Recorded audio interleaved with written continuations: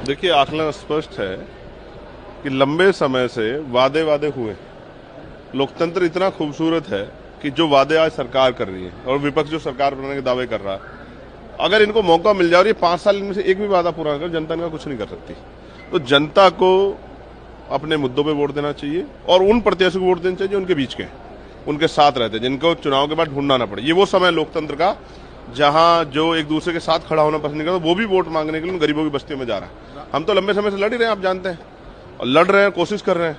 कल हम parliamentary committee के टूर में भोपाल थे, वहां से सरकार से लड़के फिर यहाँ आए, और इसलिए आए क्योंकि हमारे जो प्रत्याशी लड़ रहे हैं, हमने उनसे यही कहा है कि आप जाके जनता के बीच मेहनत करिए। जनता ने आशीर्वाद दिया तो विधानसभा में उनके हितों के लिए पॉलिसी बनवाने के लिए आप आइए। और जिस तरह के हंग असेंबली आने के चांसेज हैं, तो ये हमारा अलायंस किंग मेकर हो सकता है, इस बात का भी ध्यान रखे सरकार। राहुल गांधी वोट चोरी का आरोप लगा रहे हैं, हरियाणा का जिक्र कर रहे हैं। देखिए, उसका जवाब इलेक्शन कमीशन को देना चाहिए। वोट्स, आप समझिए, सब कुछ स्वतंत्रता के तौर पे नहीं है। वोट एक ऐसी चीज है जिसका फैसला आदमी खुद करता है, माता पिता का भी दबाव नहीं, भाई बहन का भी दबाव नहीं। तो वोट के साथ अगर कहीं चोरी हो रही है, इसका जवाब इलेक्शन कमीशन को ठोस रूप से देना चाहिए। पिछली बार भी आरोप लगे थे, तो चुनावी आरोप होकर रह गए।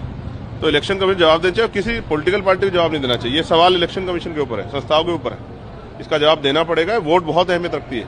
मैं सुबह चला था, मुझे एक कर्मचारी मिला जो कुशवाहा समाज का था।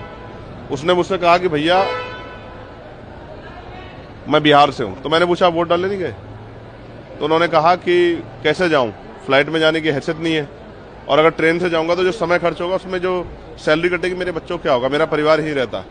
तो इलेक्शन कमीशन कह रहा था कि हमने पूरी व्यवस्था की, लोग ज्यादा से ज्यादा वोट पड़े। कहाँ पड़ेंगे? यहाँ रोजगार है कहाँ? यहाँ के कितने % लोग यहाँ का बाहर रह रहा है। कोई यूपी में रह रहा है, कोई हरियाणा में रह रहा है, कोई पंजाब में रह रहा है, कोई महाराष्ट्र में रह रहा है, मुंबई में, पुणे में, कोई हैदराबाद में रह रहा है। क्या व्यवस्था की सरकारों ने? तो यहाँ तो जो कमजोर वर्ग है, जिनमें दलित, पिछड़े, आदिवासी आते हैं, मुसलमान आते हैं, रोज उनके साथ जुल्म होता है। कौन पूछता? चुनाव के बाद कोई नेता उनके घर नहीं जाएगा। तो उनको तो